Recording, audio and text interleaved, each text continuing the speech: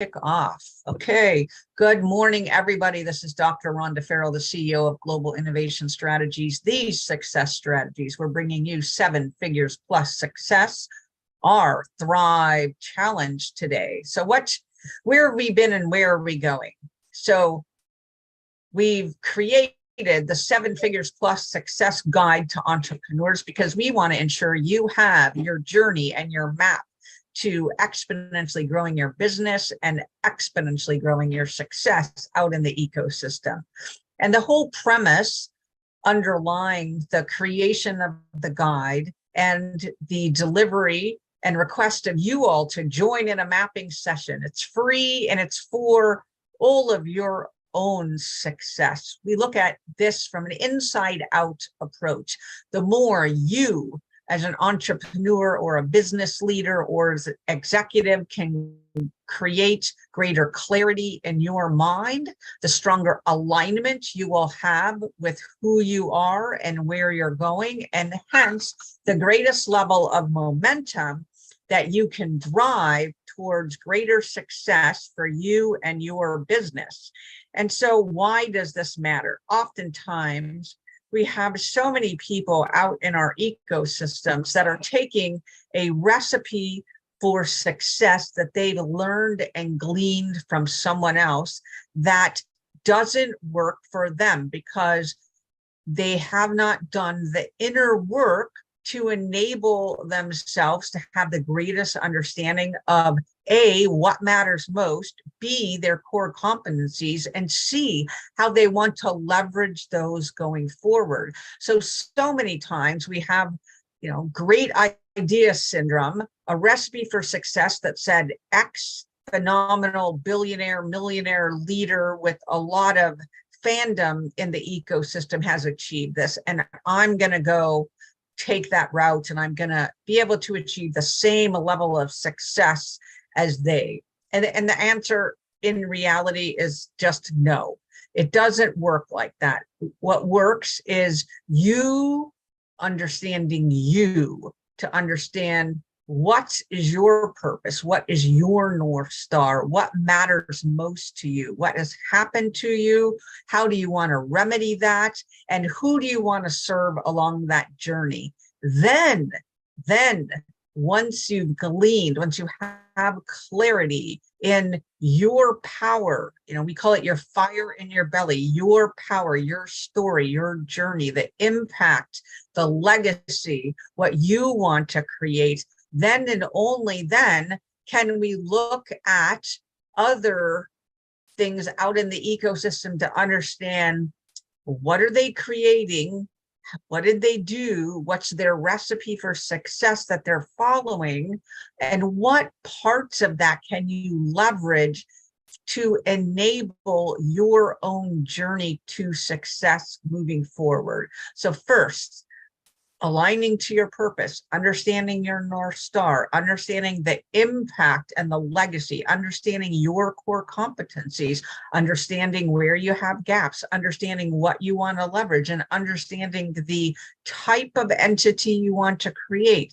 Some people create entities. Some people create a mission and put an entity underneath it. And some people fly under the radar, right? Their legacy and the impact is they want to do certain good altruistic good out in the ecosystem. And they don't want any of that external trapping slowing them down from doing that. But they just have to create something that enables them to take in funding or money or to monetize that so they can do more good. They have exponential success in the impact that they want to be having. So you have to understand, is it about monetization? Is it about the populations you want to serve? Is it about the way that you're getting? Is it about the who and the how that you're serving? Is it about the impact that you're able to make? Is it about the aggregate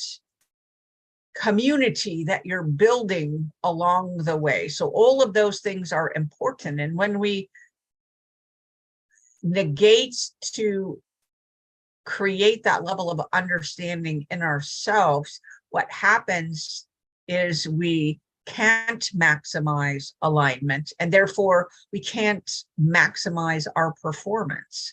The impact won't be where you want it to be at. The monetization is likely less than you want it to be at. Your capabilities and abilities to bring in partners, etc., will be diminished, etc. Right? So first is knowing themselves. Second is creating a framework for the outcome and the results that you really want to achieve.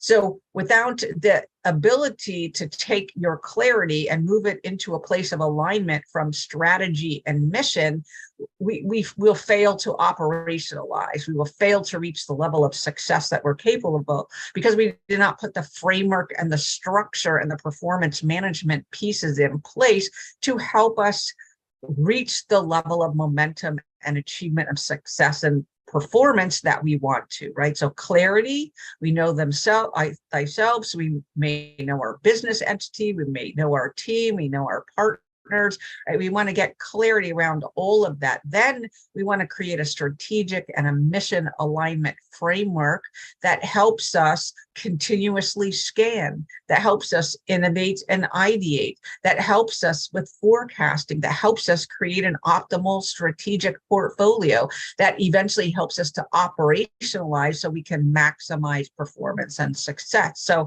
strategic and mission analysis. Where am I over? Where am I under? Where do I have a complete gap? What do I need to fulfill my strategic goals and objectives and priorities? What do I need to do to optimize my mission success? And what does that look like from a product and a services and an other IP or digital related offerings that will help me achieve my strategic priorities? And so that often also helps you understand, where am I at from a teaming perspective? Where am I at from a process perspective? Where am I at from a technology perspective? And what investments do I need to create in each of those three realms to help me perform at the level that I envision myself, our team, and our organization succeeding at? And so again, that strategic and mission alignment framework helps us pick our targets. It helps us pick the right performance metrics and measurements to help us see if we're over, under, or if we have achieved a new gap that we then need to discover and work through and overcome in order to heighten our organization to the next level of performance. So again, clarity, the inside out part, know thyself, know thy organization, know thy teams, know thy partners, know to the extent possible what is the outcomes and results you're seeking. Is it about monetization? Is it about results? Is it about the impact? Is it a little bit about all three?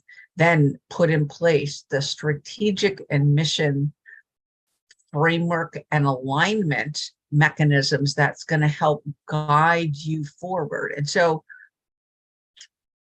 once we put the framework in place, then it's time to start taking action.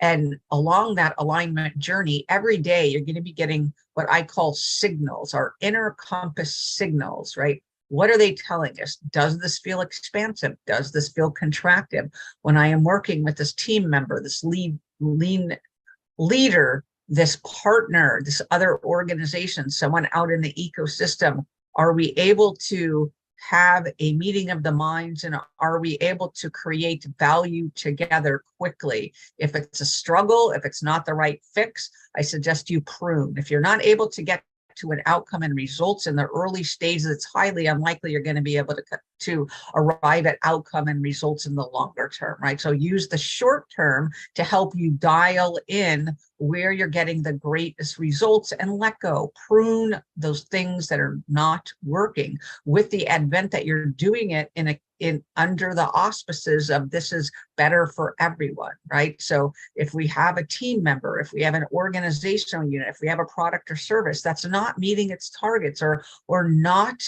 helping us achieve the synergies and the momentum to help drive us forward, then that's exactly at the place where we learn to prune quickly. Next is, again, in that organizational alignment, your inner compass, when you're undertaking an activity, again, you're going to be looking at that momentum trend.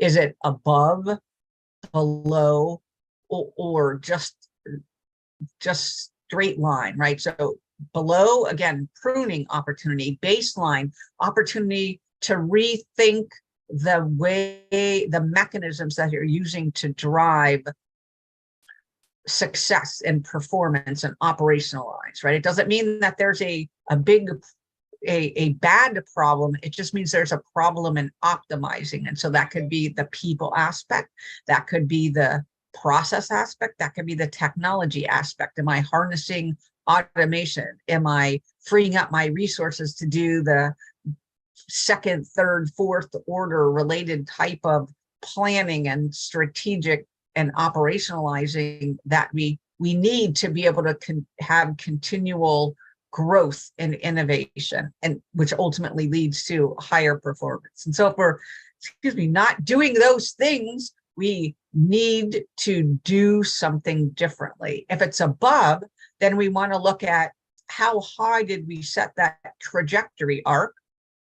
Have we reached that trajectory? And if not, it's a time to pivot. And our inner compass can help us understand and pinpoint immediately, because you know in your gut, this is a problem, that's a problem, this is a problem, that's a problem. You intuitively know and understand. Oftentimes, we need to teach ourselves to listen and heed and take the pivot point from that. So your first signal, something in your gut, your first signal, something in your health, your first signal, something in your emotion, your first signal, something in the outcomes, right? Take all of those, put them together, look at the common elements, make a move, right? You have to decide and you have to commit to make a move to changing that state. And when you decide and commit to change the state, the action that you need to take will make itself visible to you, right? But first is committing to changing the state, deciding that you're going to do that, deciding that you're going to perform and commit to operationalizing at the higher level, and then explore the opportunities and the options available to do so. Then last is we move to the place of higher and higher and higher levels of performance. Your inner mindset is going to drive your outer momentum. So oftentimes in this inside out approach, you probably heard it into the terms of put on your own oxygen mask first. And that means oftentimes baselining your day. We have to do something to create the equilibrium and the desire to move forward in that day. In the evening, we need to be able to just flush and diffuse anything that happened, positive or negative, across the day. We need to let that go, and we need to reset our state for receiving the ideas and innovations and our nudges that we're capable of receiving overnight and into the next morning, before we're opening ourselves up for momentum and energy and strategizing on the way forward, right? So sometimes it's asking ourselves for a new idea, for a new partner, for a new innovation, for a new way, for an answer, for a certain client to arrive, for a certain opportunity to arrive, et cetera. And the more often we can prime that in the latter part of the evening prior to going to bed and sleeping, and asking for nudges, for information, for intelligence, for that's optimal piece of your puzzle to arrive and present itself to you, the better off we're all going to be, right? So again, the morning, we want to reset our state towards momentum and action, towards equilibrium, to sustained performance, to the way we want to show up for our team, the way we want to show up for our clients, the way we want to show up for our partners, the way we want our business to go, the outcomes we would like to achieve. What is the revenues you want to derive in that day? What is the impact you want to be making in that day, or your organization to be making? What is the performance levels, monetization or elsewise shifts that you want to be making? Are you changing a life? Are you changing a career? Are you changing a client's trajectory? Whatever that looks like to you. Are you monetized? Are you bringing an innovation to market, right? All of those things is a mindset we bring to the day, and the achievement there, the visualization, the self-talk, the harnessing of external materials to reinforce your capabilities and your belief in yourself and your organization to be able to achieve that. And again, we go about our day bringing 100% to our teams, to our organization, to our clients, to our partners, to the ecosystem. And at the end of the day, we purge, diffuse, let go, and ask for the insights and the intelligence to be presented to help us perform at the highest level. So a good gauge during your day, if you're on or off the mark, am I present? Am I listening? How am I feeling? Am I coming at this from a place of frustration or anger? Am I coming at this from a place of fear? Or am I coming at this from a place of excitement and momentum and energy? So, you know, when you're dialed in, when you have the feeling of momentum, when you have the feeling of energy, when you have the feeling of fun, when you have the feeling of excitement, when you have the feeling that, yes, we're doing this and we're doing it together. And yes, it's not only meeting, but it's exceeding our client and our customers' expectations. And yes, we are on target to creating that and operationalizing our strategic and mission portfolio. And yes, we have brought all of our cultural enables to bear with regard to how we're bringing it to fruition. And yes, we are including our customers, and we are including our partners, and we are including our team, and we are including our leaders and our executives in the shaping and the fielding of all of those. So again, the inner work is really about gaining clarity on what's most important to you. Your gut and your journey and your past is going to inform. If you don't have clarity, I invite you, with regard to inside out approach, to examine a concept called Ikigai. Ikigai, your reason for being, your purpose. That is hugely instrumental in so many executive, leader, entrepreneurs, workforce life, because it helps you better understand you. And when you better understand you, you can better understand others. And when you can better understand others, you can better serve others. And you can better serve your customers, you can better serve your clients, you can better serve your partners. And then really learning to listen. Once you've aligned, you have greater clarity, you need to move into alignment with that. So again, your inner compass is going to tell you, am I in alignment, out of alignment with what I learned from my clarity exercises? How does that then layer into under my strategic and mission framework and methodology? And how does that align to and undergird my performance strategy? And then the last is, how do we secondarily, how do we pivot and learn to listen more, listen deeper, listen often? I'm either on the mark, I'm off the mark. If I'm on the mark, off the mark, by how much? How and what do I need to do to pivot constructively? Do I need to re-go visit clarity? Do I need to just tweak from an alignment?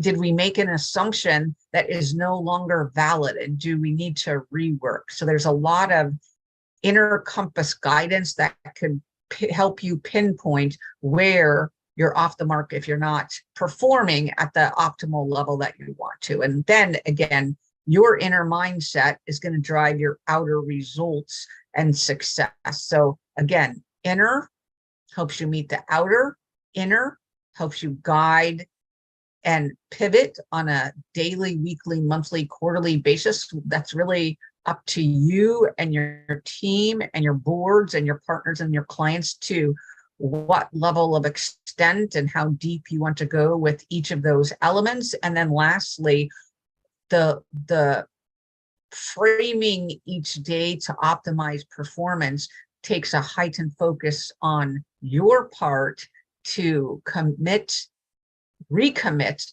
and redecide to that level of success every single day in every single way. I hope this Thrive Challenge this week has enabled you to understand the inside out approach and different techniques and methods that you can use to dial yourself, your organization into higher levels of performance and, might I say, enjoyment. Because when we are aligned to our purpose, when we're aligned to our broader ikigai, not only is our success, our monetary success and our capabilities to impact heightened, our level of joy and fulfillment is heightened just as much, enabling us to have a much fuller, richer life. Along the same time, we're growing and creating organizational exponential success. So I wish you a 7 figures plus success day. This is Dr. Rhonda Farrell, the CEO of Global Innovation Strategies, these success strategists, signing off for today. In September, we will bring you some new tools, methodologies, frameworks, and we're planning on guest speakers to talk about 7-figure success, how they got there, what their journey was, and how it can exponentially show you the road to higher levels of success for you and your team. Again, this is Dr. Rhonda Farrell signing off for our last of summer Thrive Challenge, going back into regular 7-figure success programming in September.